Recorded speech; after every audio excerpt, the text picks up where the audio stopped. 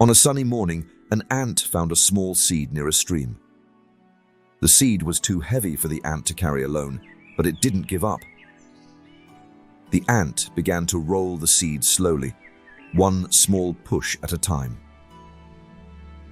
Hours passed, and the ant grew tired, but it still didn't stop.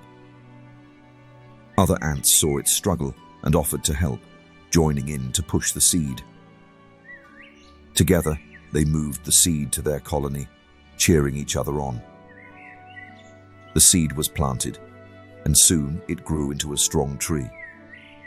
The tree provided shade, food, and shelter for the ants and other creatures. The ant realized that persistence and teamwork had brought them great rewards. Every ant felt proud of their hard work, and they celebrated under the tree.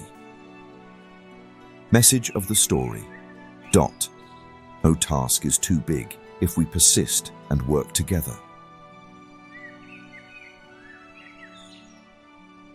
Dear kids, this channel for educational purpose.